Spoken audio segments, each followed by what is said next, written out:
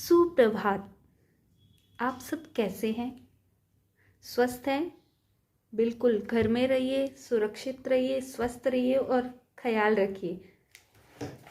आज हम पढ़ने जा रहे हैं पाठ 1, जिसका नाम है सभा का खेल। सभा का खेल। खेल तो हम जानते ही हैं, जो हम सब मिलके अपने दोस्तों के साथ खेलते हैं, भाई बहनों के साथ खेलते हैं। और यहाँ जो खेल खेला जा रहा है इस पाठ के अंदर, वो है सभा का खेल। सभा करना, खेल खेल में एक सभा रखना। सभा का अर्थ होता है कि हम किसी भी कोई भी विचारधारा को लेकर सब अपने अपने विचार विमर्श दें, सब एक साथ इकट्ठे हुए समूह में और फिर अपनी बात रखें, वो होते हैं सभा। तो हम आज पढ़ने जा रहे हैं सभा का खेल। खेल खेल में सभा कैसे की जाती है। सभा का खेल आज खेलेंगे जीजी आओ। सभा का खेल खेलेंगे, ऐसी सभा करेंगे जिसमें हम अपने विचारों को किसी एक विचारधारा को लेकर, एक उद्देश्य को लेकर, उसके ऊपर हम विचार विमर्श और अपने मत रखेंगे, वो होती है सभा। सभा का खेल आज खेलेंगे जीजी आओ। वो अपनी बड़ी बहन को बुला रहा है और कह रहा है कि हम सभा में एक खेल खेल रहे हैं जीजी, आप आओ। मैं गांधी जी, छोटे नेहरू, तुम सरोजनी बन जाओ। मैं गांधी जी बन जाऊंगा। गांधी जी कौन? जिन आपको एक गांधी जी का नाम लेते ही हमारे सामने एक छाया चित्र बनता है, जैसे चश्मा, लाठी, धोती, वो सब हमारे सामने एक इमेज बनती है, उनकी एक छाया चित्र बनता है। तो वो है गांधी जी, जो चरखा चलाते थे, जिन्होंने आज़ादी में उनका बहुत महत्वपूर्ण योगदान है। वो गांधी जी का रोल, वो गांधी जी मैं बन जाऊंगा। और जो छोटे हैं, तुम नेहरू बन जाना। नेहरू, चाचा नेहरू, जिनका 14 नवंबर को हम जन्मदिन भी मनाते हैं और बच्चे उनको प्यार से चाचा नेहरू कहते हैं। वो बन जाना छोटे तुम, और तुम सरोजनी बन जाना। और सरोजनी नायडू बनने के लिए वो अपनी जीजी को कह रहा है कि जीजी मैं तो गांधी जी का रोल बन जाऊंगा, और छोटे जो है वो नेहरू जी बन जाएंगे, और तुम सरोजनी बन जाओ। मेरा तो बस काम लंगोटी गमछे से चल जाएगा। जो गांधी जी बन रहे वो कह रहा है कि मेरा तो सिर्फ लंगोटी और गमछे, 2 ही वस्तु चाहिए कि जिससे मेरा काम चल जाएगा। लंगोटी जो एक छोटी सी धोती पहनी जाती है वो, और गमछा जो गाँव में जो लोग होते हैं वो धोती और कुर्ते के ऊपर एक छोटा सा तौलिया उपयोग में लाते हैं, जो अधिकतर हम उनके कंधे पर या सर पे देखते हैं, छोटा सा, वो होता है गमछा। मेरा तो बस काम लंगोटी गमछे से चल जाएगा, छोटे भी खद्दर का कुर्ता पेटी से ले आएगा। छोटे जो नेहरू जी बन रहा है वो खद्दर यानी खादी का कुर्ता पेटी से लाके पहन लेगा। खादी जो हमारे प्राचीन समय से कपड़ा है, जिसका उपयोग धोती और कुर्ते में किया जाता है, वो भी पेटी से ले आएगा।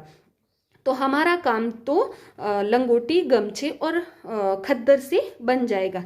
लेकिन जीजी तुम्हें चाहिए एक बहुत बढ़िया साड़ी। लेकिन जीजी सरोजनी नायडू बनने के लिए तुम्हें एक बहुत बढ़िया सी साड़ी चाहिएगी, वह तुम माँ से ही ले आना। आज सभा होगी भारी। जो साड़ी चाहिएगी वो तुम माँ से ले आना, उसे पहन लेना, क्योंकि आज जो सभा हो रही है वो बहुत भारी होने जा रही है। फिर है मोहन लल्ली पुलिस बनेंगे। और भी हमारी सभा में जो मोहन और लल्ली आने वाले हैं वो पुलिस बन जाएंगे। हम भाषण करने वाले हैं। हम भाषण यानी किसी भी विचार के ऊपर हम बोलेंगे, अपने मत रखेंगे, अपने विचार रखेंगे। वे लाठियां चलाने वाले, हम घायल मरने वाले। मोटे कह रहा है कि वो पुलिस जो बनेंगे मोहन और लल्ली, वो लाठियां चलाएंगे और हम घायल हो जाएंगे उनकी लाठियों से, और कुछ मर भी जाएंगे। तो छोटे बोला, देखो भैया, जो नेहरू जी बना है वो छोटे बोल रहा है, देखो भैया मैं तो मार न खाऊंगा, मुझको मारा अगर किसी ने मैं भी मार लगाऊंगा। छोटे कह रहा मैं मार खाने वालों में से नहीं हूँ, मैं मार नहीं खाऊंगा। यदि किसी ने मुझे मारा तो मैं भी उनको मारूंगा। छोटे ऐसा बोल रहा है। कहा बड़े ने छोटे जब तुम नेहरू जी बन जाओगे। बड़े ने कहा कि छोटे जब तुम नेहरू जी बन जाओगे और मैं गांधी जी बन जाऊंगा तो क्या गांधी जी की बात नहीं मानोगे। कहा बड़े ने छोटे जब तुम नेहरू जी बन जाओगे गांधी जी की बात मानकर क्या तुम मार न खाओगे। जब मैं गांधी जी बनूंगा और तुम नेहरू बनोगे तो गांधी जी की बात मानकर तुम मार नहीं खाओगे। खेल खेल में छोटे भैया होगी झूठ मूठ की मार। चोट न आएगी नेहरू जी अब तुम हो जाओ तैयार। बड़े उसको समझा के कह रहा है कि छोटे जब हम खेल खेल में खेल रहे हैं ये तो सिर्फ झूठ और मूठ की मार होगी। सच्ची में हम मार नहीं खा रहे, ना वो हमको मारेंगे, हम तो एक खेल खेल रहे हैं जिसमें झूठ मूठ की मार होगी और चोट नहीं आएगी नेहरू जी अब तुम हो जाओ तैयार। चोट नहीं आएगी, ना तुम्हें कोई मारेगा, सिर्फ झूठ मूठ की हम एक खेल खेल रहे हैं, अब तो तुम तैयार हो जाओ मार खाने के लिए। फिर हुई सभा प्रारंभ, कहा गांधी जी ने चरखा चलवाओ। जैसे ही सभा प्रारंभ हुई तो गांधी जी ने चरखा चलाने के लिए कहा। नेहरू जी भी बोले भाई खद्दर पहनो पहनाओ। नेहरू जी भी बोले कि खद्दर पहनो यानी खादी के कुर्ते गमछे और धोती है वो सब पहनो और सबको पहनाओ भी। उठकर फिर देवी सरोजिनी धीरे से बोली बहनों। नेहरू जी के बाद सरोजिनी देवी उठी और वो अपनी बहनों को जो सभा में आई हुई थी औरतें हैं उनको संबोधित करते हुए बोली बहनों हिंदू मुस्लिम मेल बढ़ाओ। हिंदू और मुसलमानों के बीच जो आपसी मतभेद है चाहे धर्म को लेकर हो चाहे जाति को लेकर हो उन सबको दूर करके मतभेदों को दूर करके एकता का संदेश देवे, मेल मिलाप बढ़ाओ। सभी शुद्ध खद्दर पहनो। शुद्ध खद्दर यानी खादी के वस्त्र पहनो। छोड़ सभी विदेशी चीजें लो देसी सुई धागा। खादी पहनने का संदेश इसीलिए दे रहे हैं क्योंकि वो स्वदेशी है, हमारे देश में ही बनी हुई वस्तु को हम उपयोग में लाते हैं उसको कहते हैं स्वदेशी। हमारे देश में ही बनी हुई वस्तु को उपयोग में लाना। शुद्ध खद्दर पहनो, छोड़ो सभी विदेशी चीजें, लो देसी सुई धागा। विदेश से बनी हुई चीज़ों को हमें उपयोग में नहीं लेना चाहिए, हमें अपने ही देश में बनी हुई वस्तुओं का उपयोग करना चाहिए। सुई धागे से लेकर बड़ी से बड़ी वस्तु जो हमारे देश में बनी हुई हो, हमारे लोगों के द्वारा ही बनी हुई हो, उसका ही उपयोग करना चाहिए, ऐसा संदेश देती है सरोजिनी। इतने में लौटे काकाजी, नेहरू सीट छोड़ भागा। इतने में जब ये सभा चल ही रही थी तो उनके काका जी आ गए और नेहरू जी सीट छोड़ के भाग गए डर के मारे और चिल्लाए सभी एक साथ, काका आए चलो सिनेमा जाएंगे, गौरी दीक्षित को देखेंगे, केक मिठाई खाएंगे।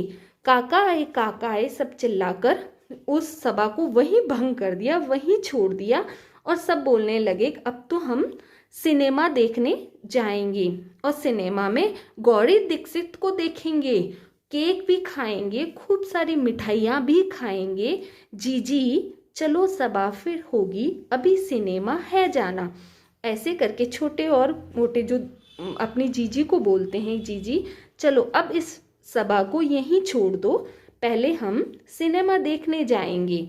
आओ खेल बहुत अच्छा है, फिर सरोजिनी बन जाना।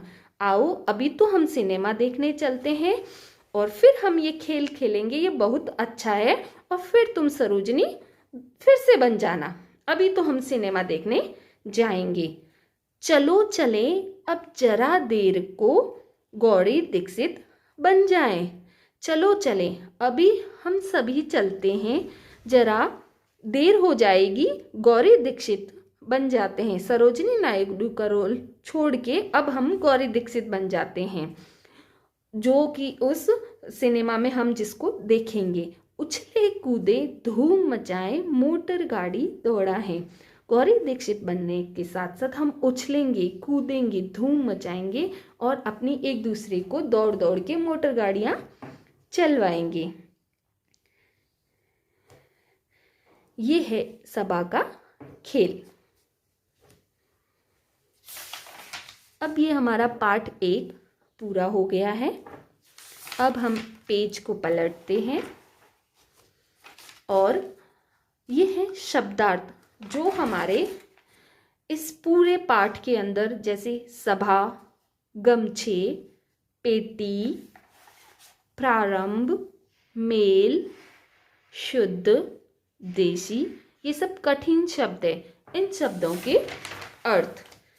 सभा, सभा का अर्थ होता है समान विचारधारा के लोगों का किसी उद्देश्य हेतु एकत्र होना। एक जगह पे लोगों का इकट्ठा होना, बहुत समूह में इकट्ठा होना और अपने विचारधारा, जो अपने विचार हैं उनको रखना। गमछा, साधारण सा तौलिया जो लोग कंधे पे रखते हैं, सर पे रखते हैं, अपने हाथ में रखते हैं, एक छोटा सा तौलिया। पेटी जो हमारी दादी नानी के पास होती है, संदूक जिसमें वो अपना कीमती सामान रखते हैं। प्रारंभ, किसी भी कार्य की शुरुआत करना, प्रारंभ करना, शुरू। मेल, मेल का अर्थ होता है एकता, मिलजुल कर रहना, मेल बढ़ाना, एकता। शुद्ध, बिना किसी मिलावट का, किसी भी वस्तु में किसी भी प्रकार भी कोई भी मिलावट नहीं होती है तो वो शुद्ध होती है। देशी, देश में बनाई हुई, हमारे देश में बनाई हुई वस्तु वो देसी होगी हमारे लिए, और हम किसी दूसरे देश से लाते हैं तो वो विदेशी कहलाएगी, वो देशी नहीं कहलाएगी। हमारे देश में बनी हुई वस्तु ही देसी कहलाएगी। अब हम आगे बढ़ते हैं। प्रश्न प्रहर, जिसमें क प्रश्न है, कविता की छूटी हुई पंक्तियां लिखिए।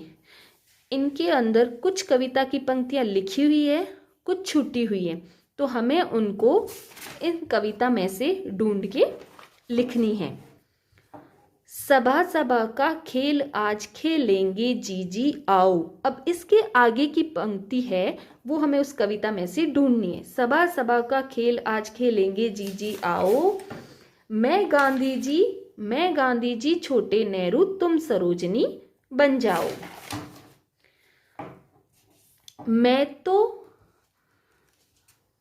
मेरा तो बस काम लंगोटी गमछे से चल जाएगा, छोटे भी खद्दर का कुर्ता पेटी से ले आएगा। नंबर 2, कहा बड़े ने छोटे जब तुम नेहरू जी बन जाओगे। आगे की लाइन है, गांधी जी की बात मानकर क्या तुम मार न खाओगे? Question mark. खेल खेल में छोटे भैया होगी झूठ मूठ की मार, चोट न आएगी नेहरू जी अब तुम हो जाओ तैयार। नंबर 3, हुई सभा प्रारंभ कहा गांधी जी ने चरखा चलवाओ, नेहरू जी भी बोले भाई खद्दर पहनाओ। उठकर फिर देवी सरोजनी धीरे से बोली बहनों, हिंदू मुस्लिम मेल बढ़ाओ सभी शुद्ध खद्दर पहनो। ये प्रश्न क पूरा हुआ। अब प्रश्न ख पर आते हैं। ख, सही विकल्प के आगे सही लगाइए। प्रश्न 1, सभा के खेल में भाषण करने वाले कौन बनेंगे? अ, छोटे, ब, बड़े, स, छोटे बड़े व जीजी। तो उत्तर है, सही है स, छोटे बड़े व जीजी। इस पे सही का चिन्ह लगाई। नंबर 2, सभा में लाठियां कौन चलाएगा? अ, नेता, ब, पुलिस, स, श्रोता। तो सभा में लाठियां कौन चलाएगा? ब, पुलिस। इस पे सही का निशान लगाइए। नंबर 3, सभा के खेल में पुलिस कौन बनेंगे? जो सभा का खेल था उसमें पुलिस कौन बनने वाले थे? अ, छोटे व बड़े, ब, मोहन व लल्ली, स, कोई अन्य। कौन बनने वाले थे? ब, मोहन व लल्ली। सही निशान ब पे लगाइए। नंबर 4, किस कारण सभा का खेल स्थगित कर दिया गया था? स्थगित करना यानी रोक दिया गया था। अ, पिताजी के आ जाने पर, ब, काका के आ जाने पर, स, काका के आने पर सिनेमा देखने का कार्यक्रम बन जाने पर। काका आए थे, उस वक्त उनका सिनेमा देखने का कार्यक्रम बन गया था, इसीलिए। तो हमारा सही उत्तर होगा स, काका के आने पर सिनेमा देखने का कार्यक्रम बन जाने पर। स पे सही निशान लगाइए। फिर आ जाइए प्रश्न ग। निम्नलिखित प्रश्नों के उत्तर लिखिए। 1 से लेके 5 तक प्रश्नों के उत्तर आपको PDF द्वारा भेज दिए जाएंगे। अब हम आते हैं भाषा बोध पे। क, बहुवचन बनाइए। 1, लाठी। लाठी एक वचन में है। एक लाठी पड़ी है, उसको हम लाठी कहेंगे। लेकिन जब बहुत सारी लाठी एक साथ है तो उनको हम बोलने के लिए बहुवचन का प्रयोग करेंगे। जैसे लाठी से बना लाठियां। ठ की मात्रा छोटी हो गई, यहाँ ठ की मात्रा छोटी हो गई और यहाँ पे चंद्र बिंदु, लाठियां। नंबर 2, सभा। सभा एक वचन है, इसका बहुवचन हो जाएगा सभाएं। नंबर 3, साड़ी। साड़ी का बहुवचन हो जाएगा साड़ियां। ड़ की मात्रा छोटी हो जाएगी। नंबर 4, चीज। चीज एक वचन है, इसका बहुवचन बनते वक्त चीजें। नंबर 5, सुई। सुइयां। नंबर 6, पेटी। एक वचन है, बहुवचन बन जाएगा इसका पेटियां। नंबर 7, कुर्ता। बहुवचन बन जाएगा कुर्ते। नंबर 8, लंगोटी। बहुवचन बन जाएगा लंगोटियां। अब आते हम भाषा बोध के प्रश्न नंबर ख पे। उदाहरण के अनुसार लिखिए। जैसा उदाहरण दिया हुआ है वैसा हमें लिखना है। मैदान में सभा होगी। मैदान में सभा हो रही है। इसमें ये उदाहरण कह रहा है, इसमें बात हो रही है काल की। काल। तो इस ख प्रश्न को समझने के लिए हमें पहले काल को समझना होगा। काल 3 प्रकार के होते हैं, भूतकाल, वर्तमान काल और भविष्य काल। तो ये जो 1 नंबर पे है, मैदान में सभा होगी, ये भविष्य की बात कर रहा है। सभा हो चुकी नहीं है, ना हो रही है, होगी। कब होगी इसका कुछ भी पता नहीं है, होगी। तो इसको बदला है इन्होंने, मैदान में सभा हो रही है। इस भविष्य काल को बदला है वर्तमान काल में। तो ऐसे ही हमें नंबर 2, सभा में बड़ी संख्या में लोग आएंगे। ये जो वाक्य है ये है आएंगे। आएंगे का अर्थ है भविष्य में, तो इसको हमें बदलना है वर्तमान काल में। जो हमने बदला है, सभा में बड़ी संख्या में लोग आ रहे हैं, ये वर्तमान काल है। आ जाइए नंबर 3 पे। पुलिस वाले लाठियां चलाएंगे। पुलिस वाले लाठियां चलाएंगे, ये है भविष्य काल। इसको वर्तमान काल में बदलना है, तो पुलिस वाले लाठियां चला रहे हैं। चला रहे हैं, ये वर्तमान में हो रहा है कार्य। फिर आ जाइए नंबर 4 पे। छोटे खद्दर का कुर्ता पेटी से ले आएगा। छोटे खद्दर का कुर्ता पेटी से ले आएगा, ये है भविष्य, लाएगा वो। तो इसको हमें परिवर्तन करना है, बदलना है वर्तमान काल में। छोटे खद्दर का कुर्ता पेटी से ले आ रहा है, से ला रहा है, वर्तमान काल। आ जाइए नंबर 5। सभी लोग स्वदेशी वस्त्र पहनेंगे, पहनेंगे भविष्य काल, इसको बदलना है वर्तमान काल में। सभी लोग स्वदेशी वस्त्र पहन रहे हैं। ये हो गया प्रश्न ख। अब आते हैं प्रश्न ग पे। खंड अ के शब्दों से संबंधित शब्द खंड ब में खोजिए और उन पर गोला खींचिए। अ में जो शब्द हैं इनसे संबंधित हमें ब में खोजना है और जो सही है उनको गोला करना है उन पे। पहले नंबर पे है चरखा। चरखा जो गांधी जी चलाते थे, चरखा। अ इसके सामने चरखा जगाना, बिल्कुल नहीं, चरखे को कैसे जगाते हैं। चरखा पढ़ाना, बिल्कुल नहीं।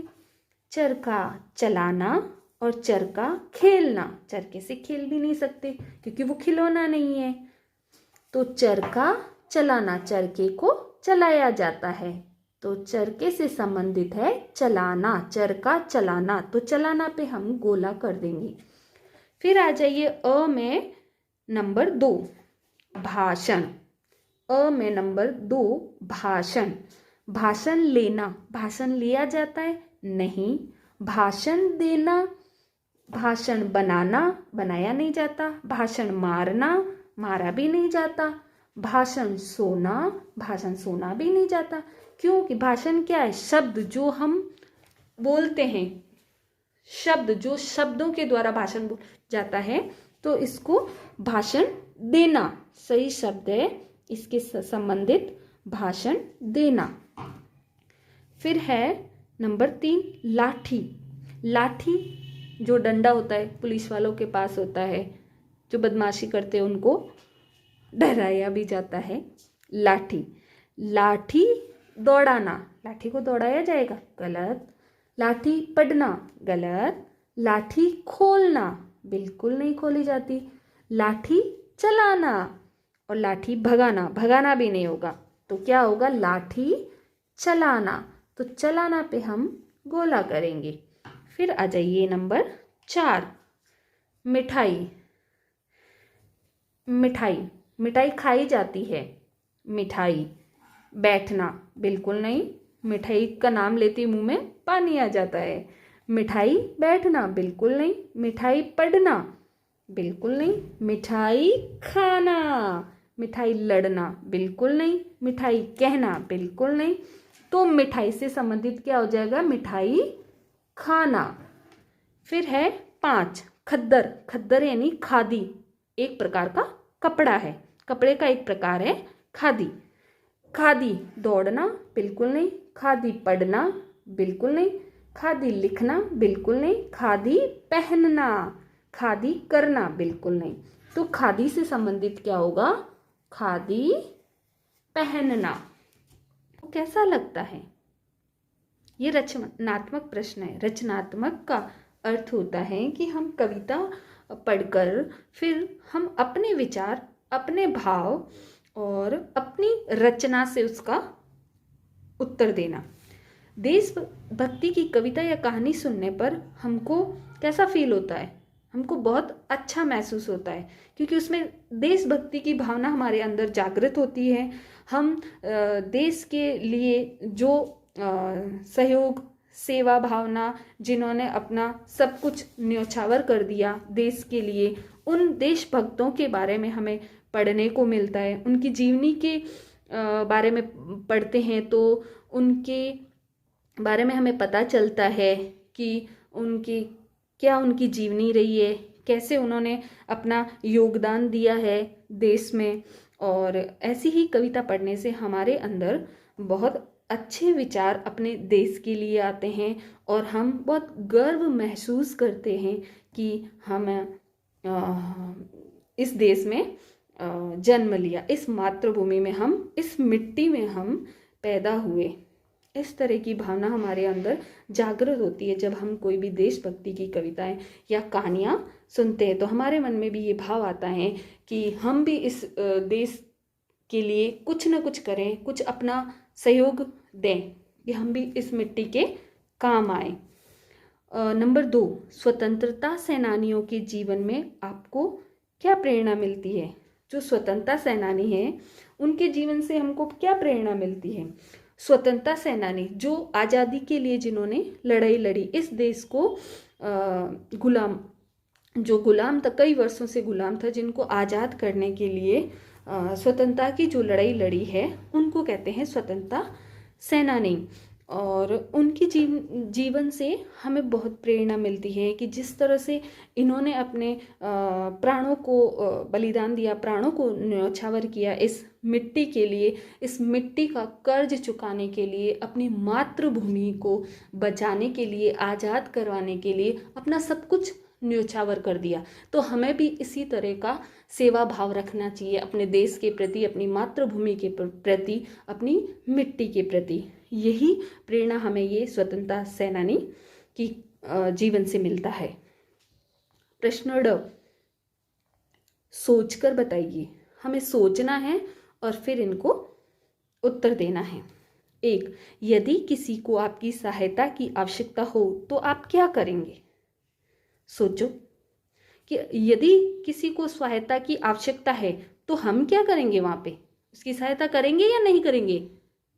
बिल्कुल करेंगे, और हमें उनकी सहायता करनी चाहिए, क्योंकि हमारी भारत भूमि में हमें ऐसे ही संस्कार दिए जाते हैं। हमारे परिवार में, हमारी विद्यालय में, हमारे गुरुजनों के द्वारा, हमारे माता पिता के द्वारा, हमारे बुजुर्गों के द्वारा हमें यही सिखाया जाता है कि यदि किसी को सहायता की आवश्यकता है तो हमें जरूर सहायता करनी चाहिए, क्योंकि ईश्वर ने आपको इस काबिल बनाया है कि आप किसी की सहायता करें। तो आपको ईश्वर का धन्यवाद देना चाहिए कि उन्होंने आपको इस लायक समझा कि आप किसी की मदद करें। तो हमें हमेशा किसी की मदद करने के लिए, निस्सहाय की मदद करने के लिए, गरीब की मदद करने के लिए तत्पर रहना चाहिए। नंबर 2, यदि कोई समय पर आपकी सहायता न करे तो क्या आप ऐसे व्यक्ति की सहायता करेंगे? यदि कोई भी व्यक्ति हमारी सहायता नहीं कर रहा है तो जब उसको आवश्यकता हो सहायता की तो क्या हम करेंगे या नहीं? हमें करनी चाहिए, क्योंकि हमें उसके जैसा नहीं बनना चाहिए। इसलिए नहीं बनना चाहिए कि अगर हम वो अपनी विचारधारा कि हमें सहायता नहीं करनी है, जो बुरी है, वो नहीं छोड़ रहा है, तो हम उस बुराई के लिए अपनी अच्छाई, जो हम में एक अच्छाई, एक हम मदद के लिए तत्पर रहते हैं, तैयार रहते हैं, वो अच्छाई क्यों छोड़े? अगर हमने ये मदद करने वाली अच्छाई हमारी छोड़ दी तो क्या होगा?